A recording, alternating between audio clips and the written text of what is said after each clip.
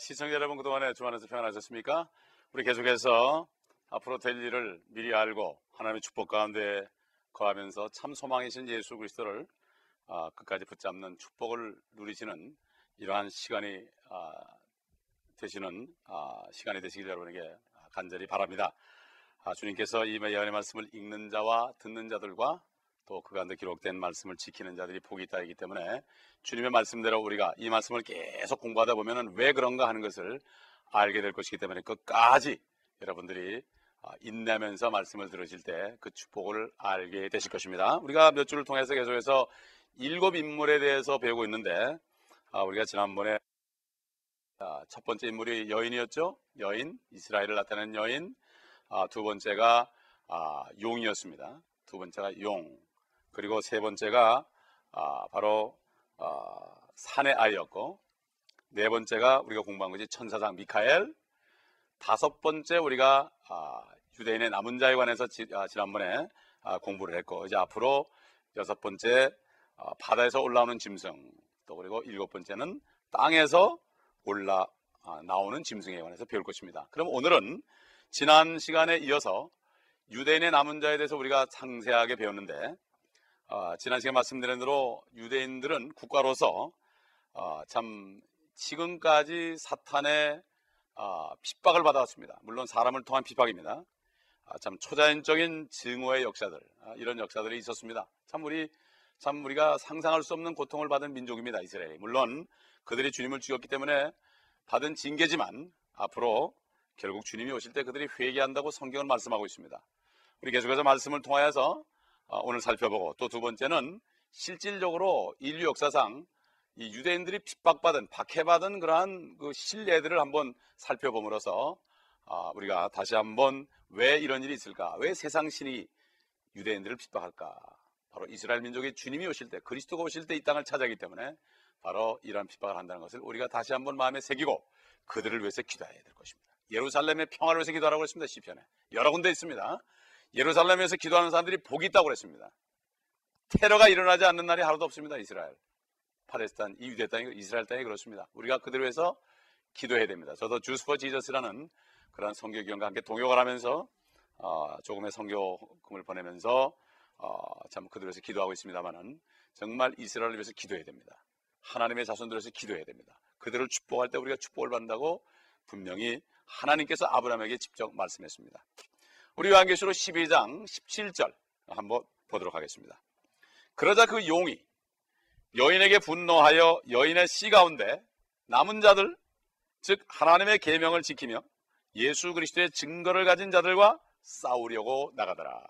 환란 때 되면은 이 유대인들 중에서 남은 자들이 계명을 지킬 뿐만 아니라 예수 그리스도의 증거를 가지고 있는 자들, 예수를 믿는 자들이 있을 것이라는 얘기죠. 환란 때 그런 자들과 싸우려고 나갔다.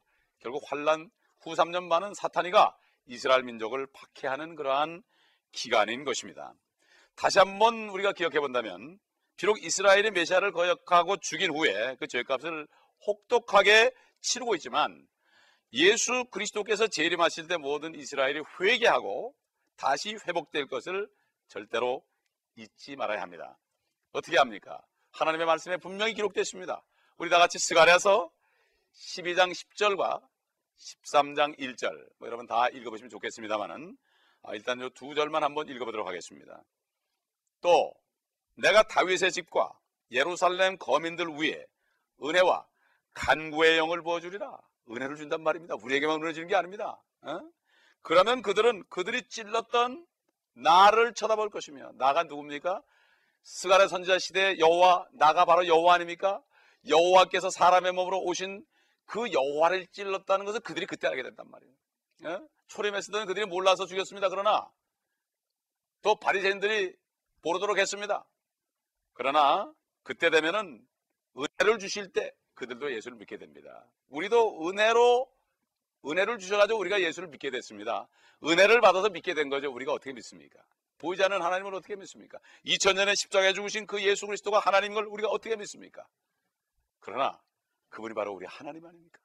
도마는 못자국과 창자국을 만져보지도 않고 주님은 나의 하나님이요 나의 주님이라고 그랬습니다. 이런 고백은 바로 성령이 하는 것을 안 되고 하나님이 은혜를 주셔야 되는데, 우리 같은 죄인 이방인들에게도 은혜를 주셔서 주 예수 그리스도를 믿고 구원받게 하신 하나님이 어떻게 이스라엘 민족들을 버리겠습니까? 그래서 찔렀던 나를 쳐다볼 것이며 그들이 그들을 위해 비통에 잠기리니. 근데 많은 성경들이 나를 가지고 글을 해놨어요.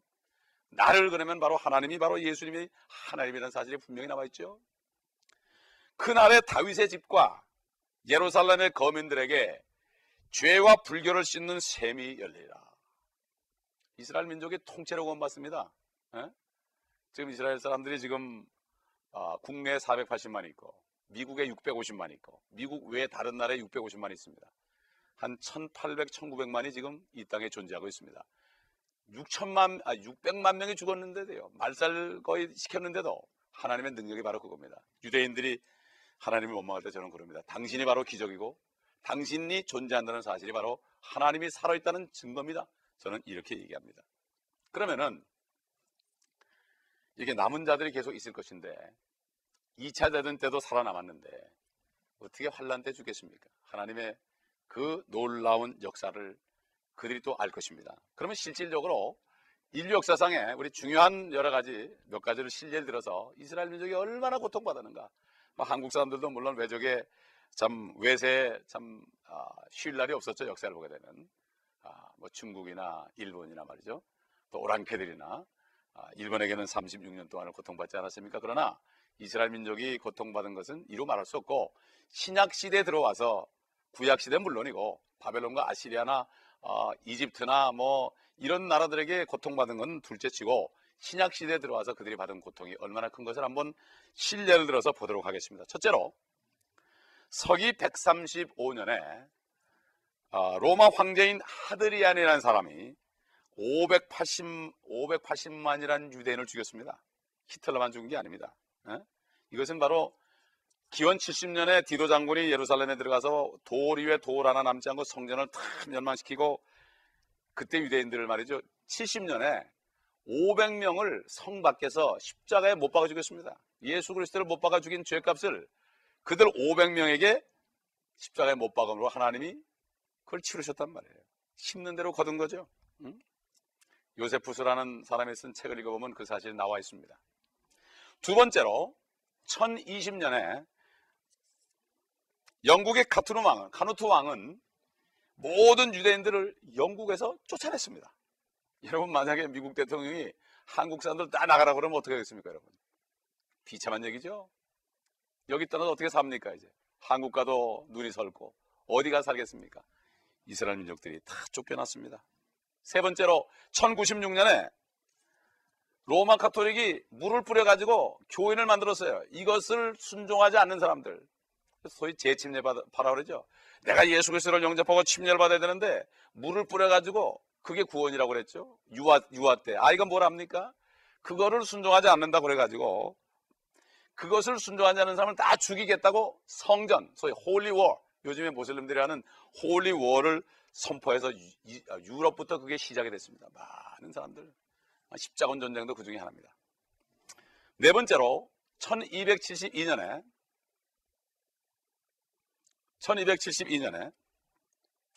가톨릭 신자인 에드워드 1세는 모든 유대인들의 재산을 몰수하였고 16,500명의 유대인들을 영국에서 추방하였습니다.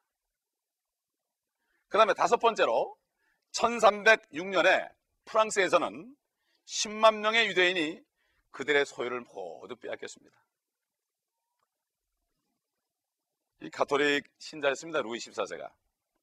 루이 14세 치하엔 또 1683년에는 모든 유대인들이 프랑스 식민지로 추방되었고, 가톨릭 신자인 루이 15세는 프랑스에서 유대인들의 부동산을 소유하는 것을 그때 허용하고 말았습니다. 그때 좀 봐줬죠. 여섯 번째로 1345년에 유대인들은 독일에서 화형을 당했습니다. 그 이유는 가톨릭 아이들을 유월절 양으로 그 이스라엘 사람들이 죽였다고 그래가지고 말도 안 되는 거짓말을 퍼뜨리고 고소해가지고 유대인들을 화형을 시켰습니다. 독일에서. 이런 일이 있었습니다. 실제 있던 일입니다. 특별히 그 당시에 유럽의 흑사병으로 수많은 사람이 죽었습니다. 근데 유대인들은 그 성경에 나타난 구약에 나타난 레위기서에 나타난 그 정결례를 했기 때문에 그들은 병에 걸리지 않았습니다. 그러니까 그 사람들이 유대인들이 흑사병을 일으켰다고 고발해가지고 많은 사람들이 1560년에서 1600년경에 프라하와 콘스탄티노플에서 그들이 다 추방되고 말았습니다. 일곱 번째로 1492년에 도미니크 가톨릭은 유대인들을 종교재판에 해부해서 스페인에서 추방해버리고 말았습니다.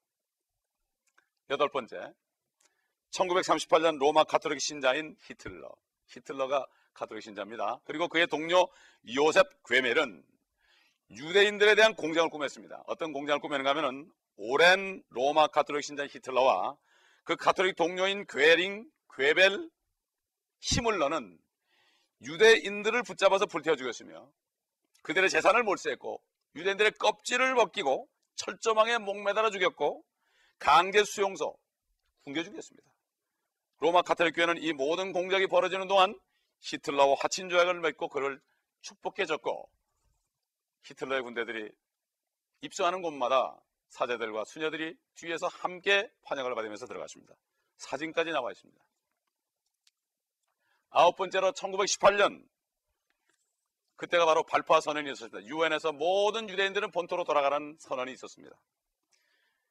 그때 영국을 떠난 배 한 척이 있었는데 어디를 가도 그 배를 받아주지 않았어요. 물도 공급받아야 되고 양식도 공급받아야 되는데 결국은 유리방황하다가 상해에 간신히 거기 정박을 해야 되는데 이미 거기는 유대인들이 다 굶어 죽고 말았습니다. 모든 나라들이 그들을 다 박대했습니다. 이렇게 핍박을 받았습니다. 얼마나 비참합니까? 열 번째로 1918년 경에 니콜라이 1세라는 러시아 황제는 500만 명의 유대인들을 격리된 도시로 이동하도록 명령했습니다. 개토처럼 그들이 따로 살게 했습니다. 11번째로 1215년 교황인 이노센트 3세는 모든 유대인에게 노란 빠지를 달게 했습니다. 여러분 2차 대전 때 이스라엘 사람들은 이 가슴에다가 노란 별표를 달았죠. 그때 이루어졌습니다. 이미. 예? 이 사람들은 아주 노란 걸 단 유대인들은 어디 가든지 침뱉음을 당하고 참 미움을 받았습니다. 아예 그들이 꼭 달게 했습니다. 예.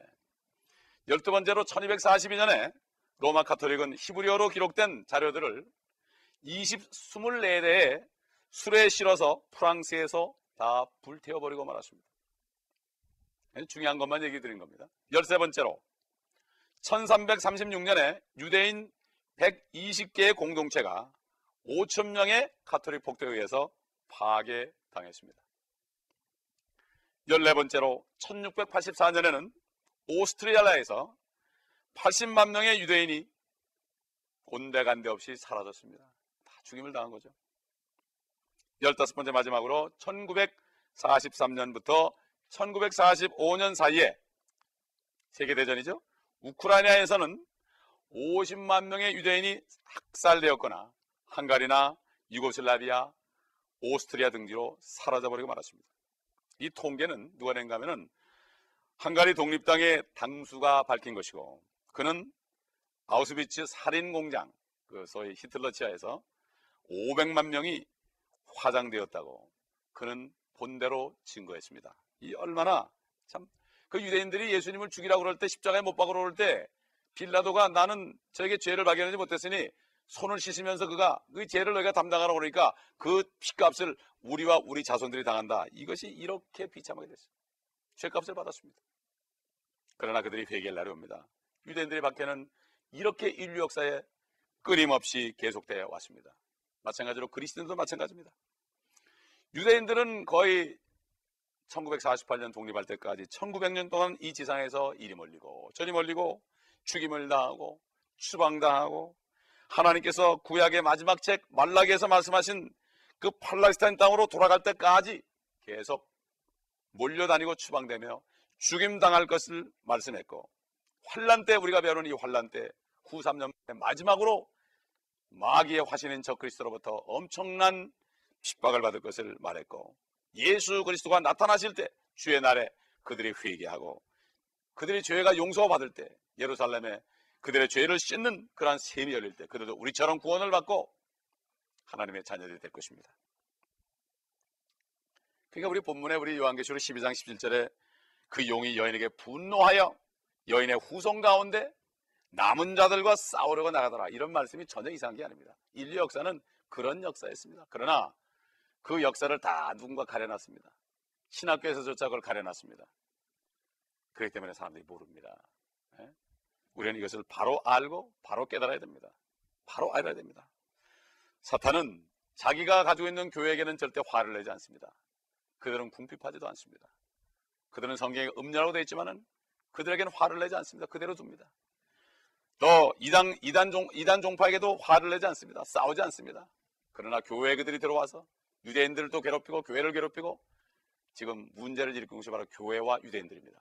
사탄은 이 교회가 받을 축복과 유대인들이 앞으로 받을 축복을 알기 때문에 화가 나서 지금도 괴롭히고 있지만, 그러나 주님이 오실 때 우리는 모든 것을 회복할 것입니다.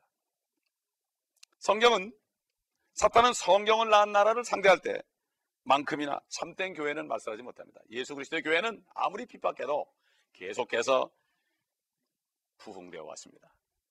바로 아무리 핍박해도 이 주님의 놀라운 역사는 흥왕해졌습니다.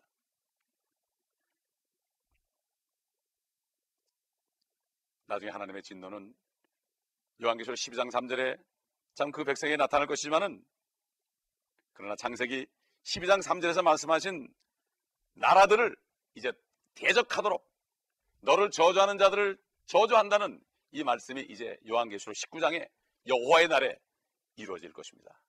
여러분 참 상상해 보시기 바랍니다. 앞으로 이제는 사탄이 다 없어지고 그의 천사들도 없어지고 또 적그리스도와 거짓 선자가 없어지고 사탄을 따르는 무리들도 없어지고 의가 거하는 바 새 하늘과 새 땅을 바라보도다. 이 순간을 바라보지 않고서는 우리에게는 평안이 없습니다. 이것을 소망할 때 사도 바울이 증거한 것처럼 하나님의 나라는 먹고 마시는 것이 아니다. 이 땅에서 우리가 먹고 마시는 그것 때문에 우리가 기쁨을 누리는 것이 아니라 성령 안에서 의와 평강과 희락, 기쁨이다. 성령 안에서 있다는 겁니다. 성령 안이 무엇입니까?